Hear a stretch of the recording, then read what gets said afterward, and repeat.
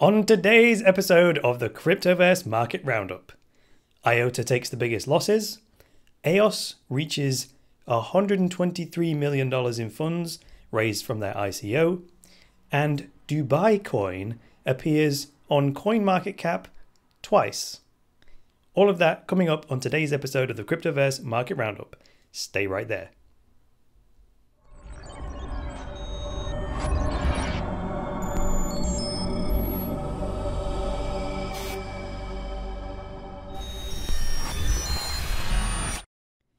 Dash is the privacy-focused digital currency that offers transactions with instant confirmations.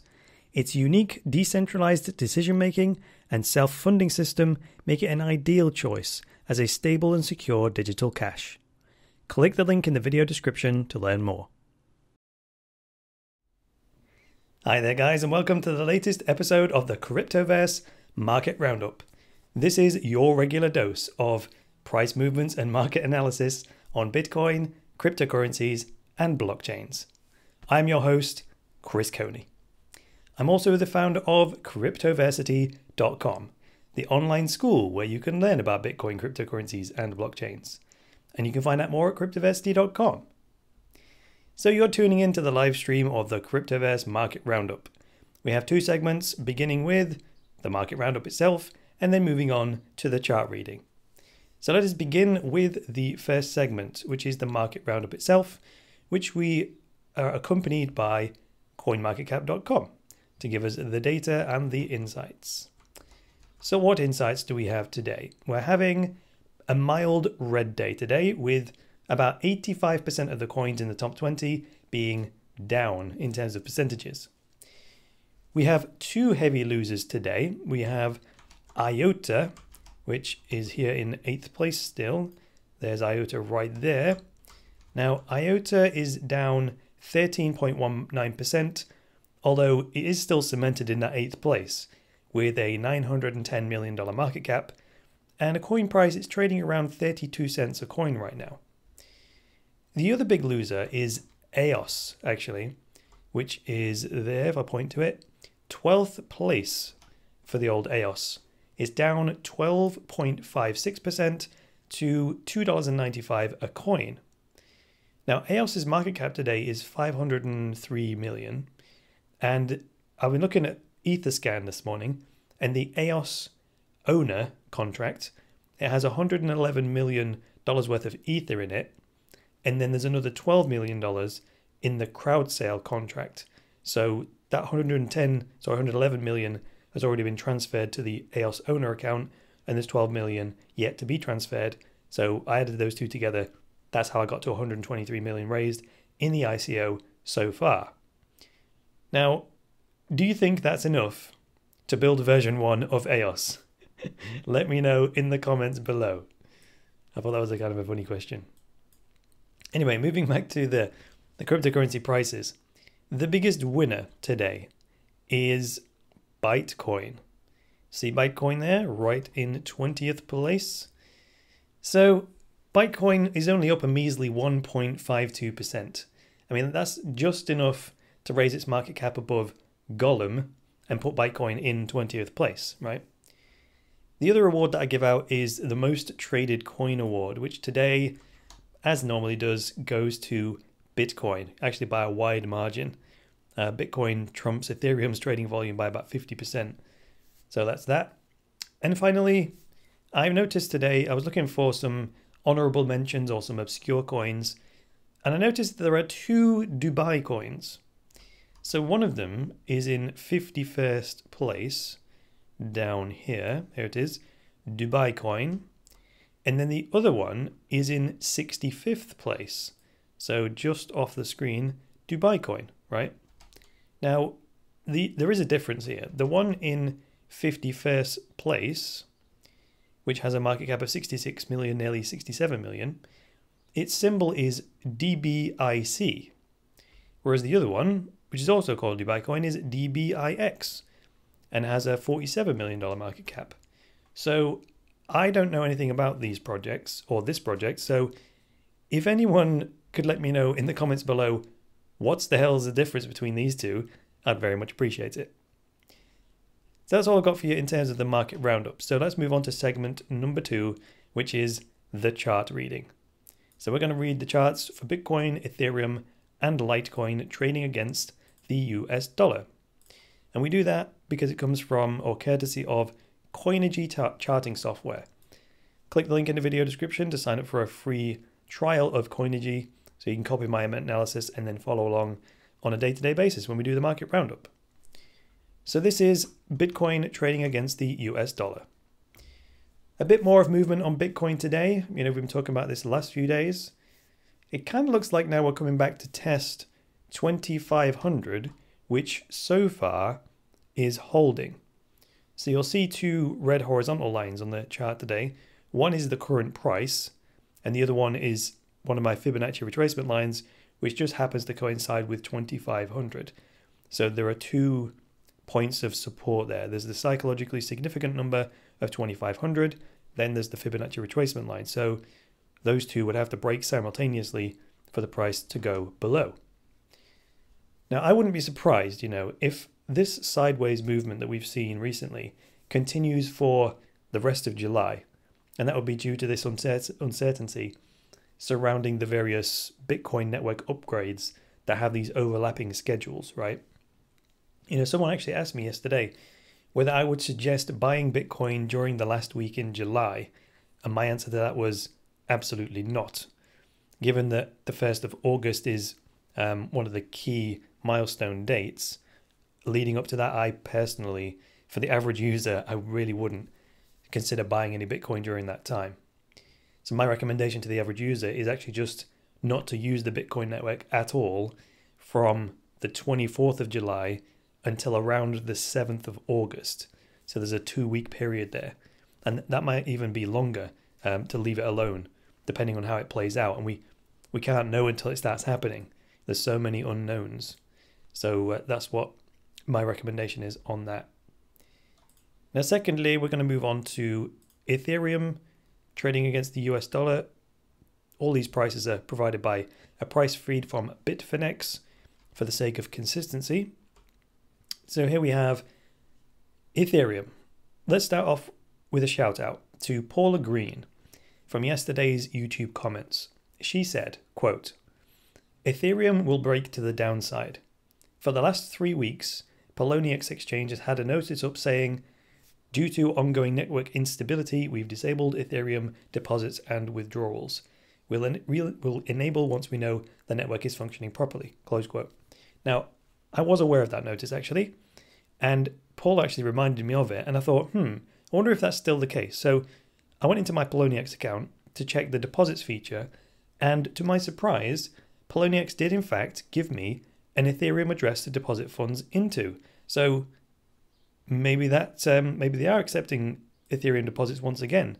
Maybe they've just forgotten to post an update in the announcement section down the right hand side, because Paul is right. It still says that. It still says Ethereum deposits are suspended. So don't know what to say about that. Now, while I was able to access the deposits feature, Paula may well be right about a break to the downside. I mean, as you can see here on the chart just above my head, let me shift the chart ever so slightly to the left. So here's what I'm looking at. You can see that the price has begun to creep below that ascending trend line, right? However, for me, there are 3 lines of defense preventing the price from dropping. One is the ascending trend line itself, which you can see that white one that ascends right there. The second one is the 50-day moving average, which is this curvy red line. It's a 50-day, 50-day exponential moving average. And the third one is this horizontal line that you see here, the green one, which is a 50% Fibonacci retracement line, which coincides with $248, which is a key level that I've been talking about for the last week or so, right? Or maybe 2 weeks.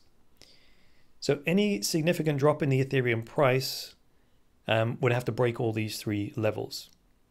Now, another thing about a significant drop in the Ethereum price is if that happens, it doesn't bode well for all of those ICOs, you know, who have tens of millions of dollars worth of Ether in their wallets, right? But on the bright side, maybe that's a benefit of these ICOs raising like $100 million in a crowdfund, because with that kind of cash, even if the price of Ether drops dramatically, there's still more than enough funding for a startup to continue business until they release a product. What do you think to that? Let me know in the comments below. Okay, let's move on to the final chart reading from Litecoin. Again, coming from Bitfinex, Litecoin's far more interesting in terms of price movements over the last couple of weeks as we've been analyzing them. So Litecoin, we were testing $50 yesterday, and so far it seems to have failed. Well, I say it's failed, but we haven't had a day close below $50 since we broke above it. So there's still time for today's candle to turn into like a long tail candle and then move back above $50 before the day is out. That's entirely possible, right? Now, for a second there, I was wondering whether this group of previous highs would provide support. And that's around $47.50, where this bunch of previous highs is at. But no, it's not providing support. We've already gone below that, actually. I mean, the price right at this minute, as I record this, or as this is live streaming, $47.06 is the price. So that's slightly below those previous highs, although the low of the day is dangling below that. So yeah, maybe it is valid. I mean, as you see that horizontal red line there, which is, oh, that's actually the price line. And you can see it coincides with these highs and the closes and the opens of these candles. So look where it intersects past prices. Maybe that will be support, including the high of this green candle here. So there's definitely a lot of interaction with that level, which is around $47 exactly. So maybe $47 is the support line. There isn't enough historical info other than these highs for me to have confidence on that. I mean, that's a really loose analysis that I've just done there. So I personally wouldn't trade on the basis of that, because it's just too waffy. All that means though at the moment is that, for the time being anyway, we have returned into the yellow range that I've drawn here, which is in between $40 and $50. That's quite a big range, yeah, because if Litecoin is trading at $50, that's like a 20% of its price range, which is a huge fluctuation, right? From $40 to $50. So this correction that you see here over the last 3 days, it's probably just opportunists taking their profits. You know, it's nice to have a mad run like we saw here with those massive green candles. It's nice to have a massive run over a couple of days, but it typically creates too much of a temptation for just too many people to sell. You know, because we all want to. There's a part of all of us, I think, that wants to get rich quick. So if there's a very short-term big move like that, it caters to that get rich quick gene that we have, and that's the temptation to sell. And that's probably what's happening here. And that would be as opposed to taking like several days or maybe several weeks to work its way up to that resistance level of $50, take a few days to break through it, and then take a few days to come back and test $50 before going off again. Unfortunately, we're not at the point where we have that kind of liquidity. I mean, I'm still conditioned by the forex trading mindset, because in the forex markets, there's so much liquidity that there's a lot more time to analyze trades, and then when you do trade, you have time to analyze them in retrospect and trade size and move your stop losses and all this kind of thing. Whereas in crypto, because of the lack of liquidity and the volatility that results, you get these massive moves from very, very little buying and selling.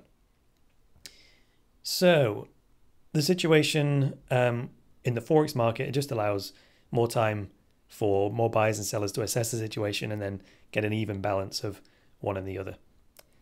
On the bright side though, if you believe Litecoin's future lies beyond $50 and you felt you'd missed out on getting in below that price, well, these are the opportunities created by price corrections, you know?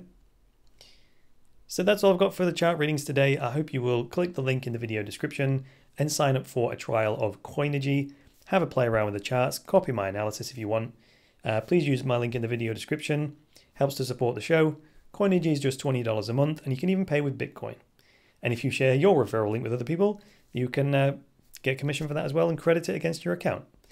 It's not a multi-level thing, by the way. It's only one level deep. So whether you sign up as an affiliate or not makes no difference to me. All I care about is that you register through my link, and that's it. That's as far as my compensation goes. So thank you very much for joining me today for the Market Roundup. If you like this episode, please hit the like button. If you disliked it, well, you can go ahead and hit the dislike button if you like. Please also leave me a comment below with some feedback about the show and get subscribed so you don't miss any content from the Cryptoverse. And most importantly, please support the Cryptoverse and help me to boost cryptocurrency adoption by going to cryptoversity.com/podcast and becoming a patron. Alternatively, you can send me a Bitcoin tip or any cryptocurrency tip using the coin payments link in the video description. You can also tip me with PayPal on the page there. You can also buy yourself an online course if you want to learn about Bitcoin, cryptocurrencies, and blockchains in a more structured way. And you can do that from anywhere from $10 up to $59, depending on which course you want to buy. And finally, if you want to make yourself some money, scroll to the bottom of the site, click on the affiliate program. You can sign up as an affiliate of mine, get yourself a personalized referral link, and then share that with people. If they click the link and then sign up for a course or something, you'll get 25% commission on that paid to you in Bitcoin or Litecoin. So you'll earn some money, someone will get educated in this new cryptocurrency world, and you'll help support me at the same time. So that's all I've got for you today. I'll be back later on with the news and commentary show, and I'll be back on Monday with another episode of the Market Roundup. So until then, it's me, Chris Coinigy, saying bye for now.